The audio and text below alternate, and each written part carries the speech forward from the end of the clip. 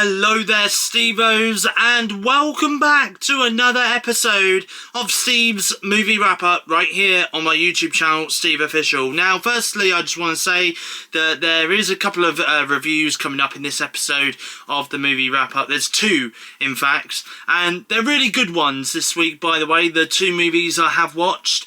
I was expecting and hoping to have watched more, but I've just not really been in the mood to watch movies. Although saying that now, if you were to ask me right now at the time of filming this video, hey Steve, what mood are you in right now? I'd say, well, I'm in the mood to binge some movies. And I've got a lot to choose from, and I've got a lot of movies to catch up on and a lot of movies to watch. So if over the next course of the next few weeks the movie wrap-up is a lot longer than what it usually is, it's because I've watched a lot of movies. Okay? That's it. That's all I'm going to say. Anyway, enough rambling from me. It's time for me to do the opening credits. And then, of course, let's get on and review the movies I've been watching this week. You're watching Steve's Movie Wrap-Up, episode 79, right here on my YouTube channel, SteveOfficial. The first movie we'll be reviewing in this episode is Together. So, the first movie I have watched this week in the cinema is the movie Together, and I've given it 4.5 stars over on Letterboxd. Can I just say that this poster, man, of Together is just creepy, you know? It's creepy. Can I change the poster? Yeah, no, even the lip locking is just... Oh, man. You know, the next time I get into a relationship, I mean, I won't be able to kiss a woman like this ever again, because, like, I'll just instantly think of this poster and, okay. Let's I don't know, let's keep it at the lip locking, I think. Maybe it was a lot better than the eyes. You know, I don't know. Anyway, I've given it 4.5 stars over on Letterboxd. Before I start going into this movie for Together, let me start by first of all saying this. I literally just made it into my cinema seat, just as this movie was about to start, like literally just as the opening sequence began. And secondly, I found this bit really incredibly frustrating and annoying. And also it ruined my experience of the film, was the fact that someone, I don't know whether it was two people talking or someone on their phone for the whole duration of the film, but all I heard was someone mumbling in their cinema seat for the whole duration of the film. And I mean, for the entire running time of the film. Now, I could have gone up and done two things. Number one, I could have missed a part of the movie and gone and told a staff member about this. Or secondly, I could have moved seats, which again, I am there at the cinema to watch a damn movie, not to go to the cinema and play musical chairs. I have been to the cinema before with people, and not once have I spoke to the person sat next to me for the whole duration of the film. I've only spoke to them during the trailers, and once the movie was finished, there was also a part of me that really wanted to get up out of my seat, turn my torch on my phone, and go straight up to them and tell them to shut the hell up. But again, I didn't want to cause a scene and likely be kicked out of the screening, even though I haven't done anything wrong. So, more to the point, if you go to the cinema with your partner, your family members, or friends, just have some respect. And please, just shut up for an hour and a half, or for 2 hours, and let the people around you enjoy the movie-going experience.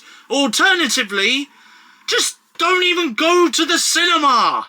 You know, if you're gonna talk to your friends and want to watch a new movie, then just don't bother going to the cinema and stream the movie when it comes out on digital.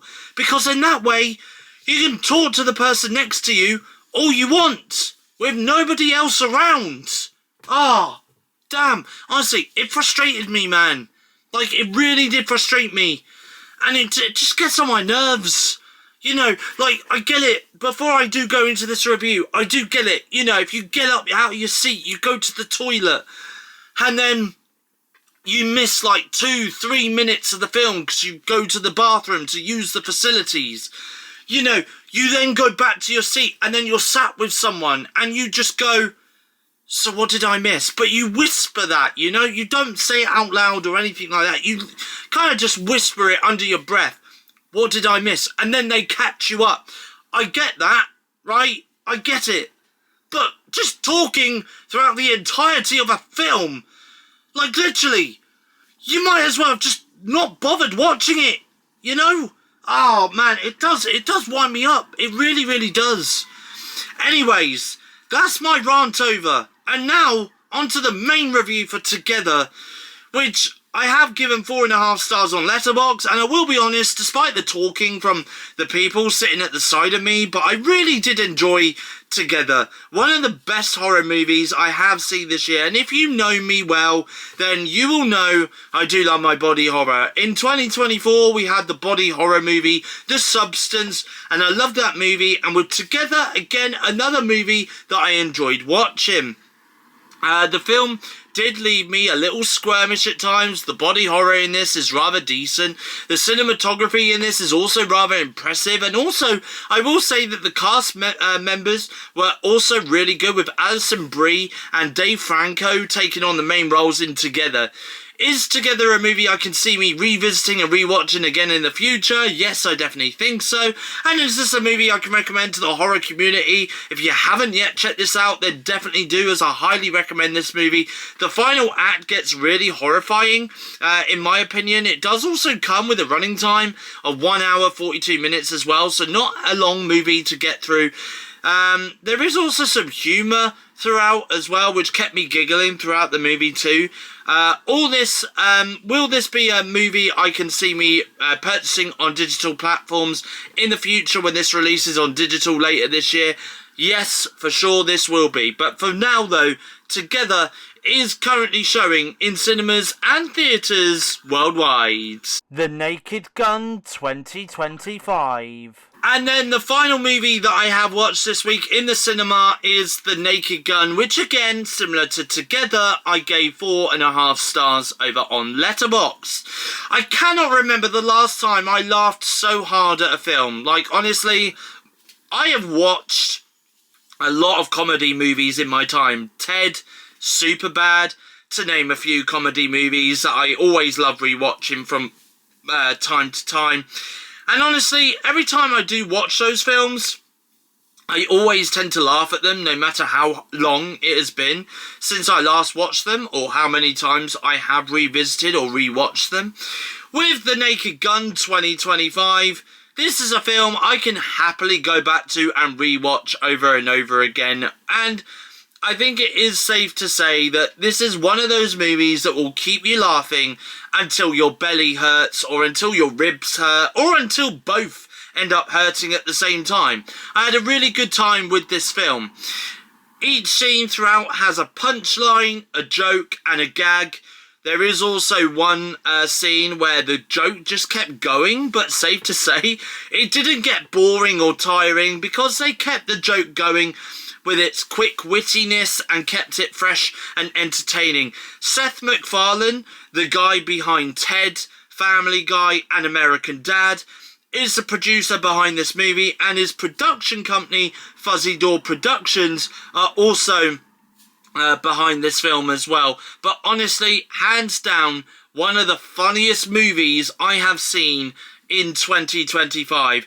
The Naked Gun 2025 does star Liam Neeson and Pamela Anderson, and I think they are brilliant in their roles.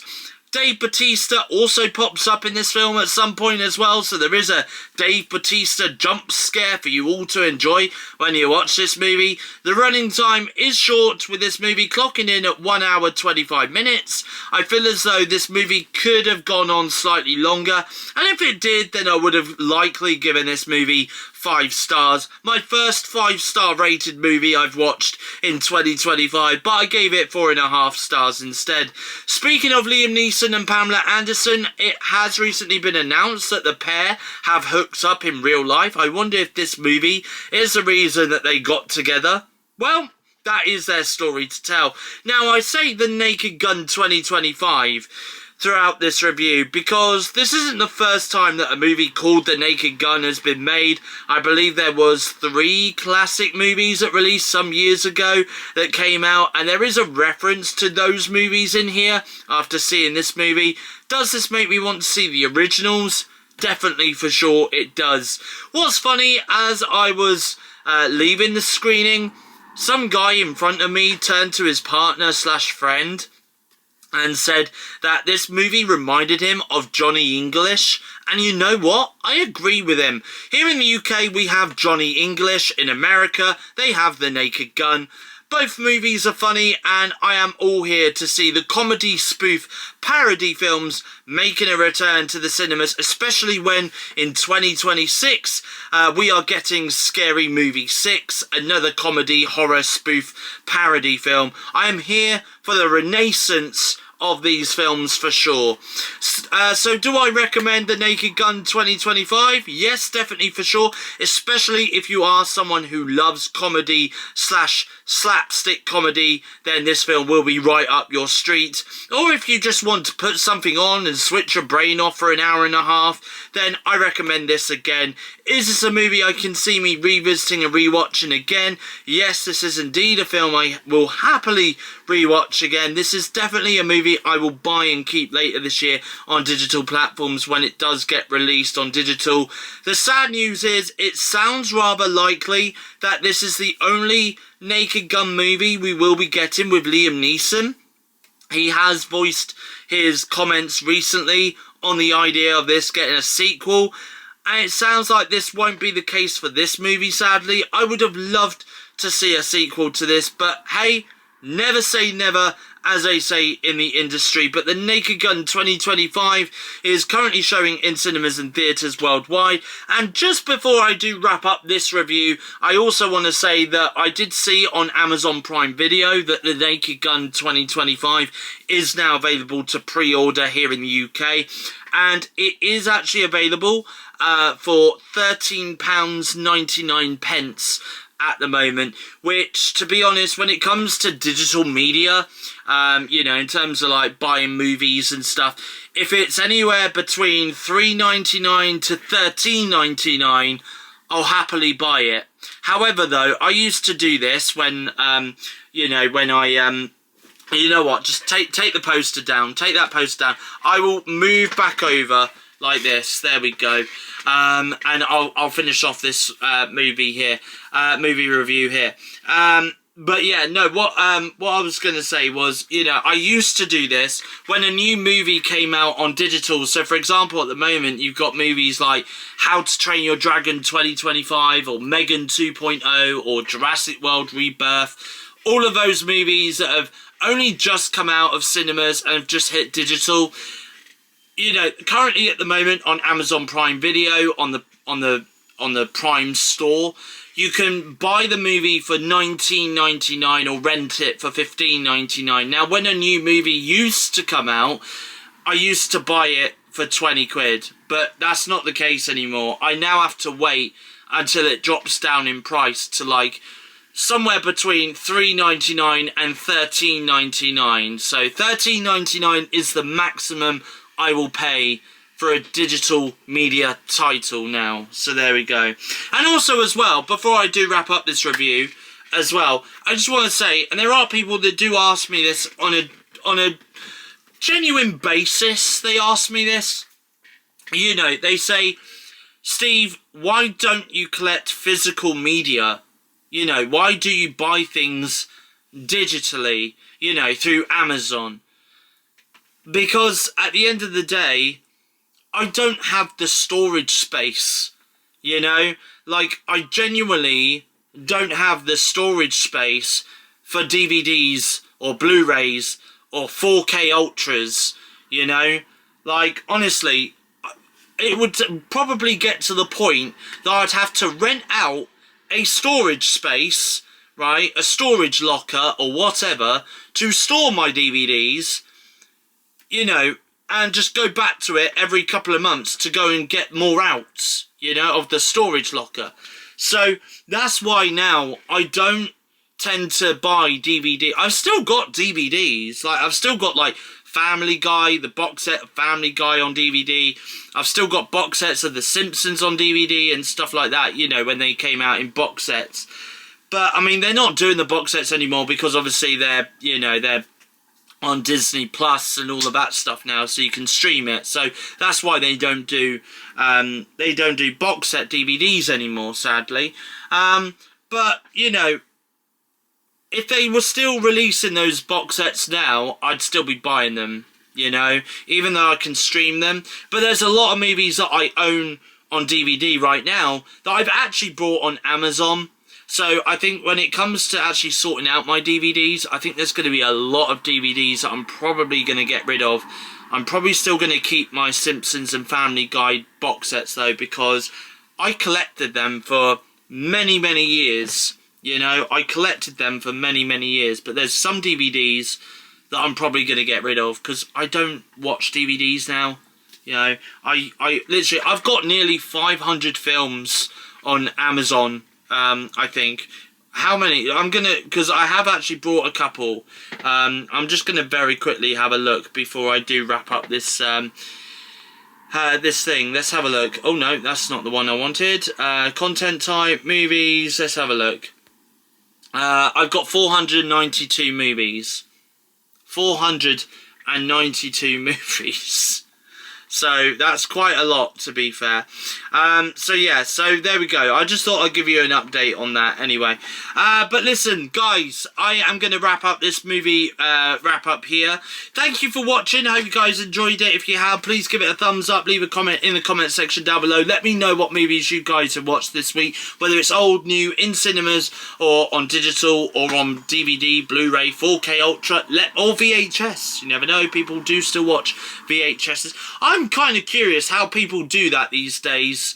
You know, they get a new movie, they burn it onto a tape, and then they manage to make these VHS covers, and they've got like these VHS cases as well, and they can literally put a movie on a VHS tape. How do they do that?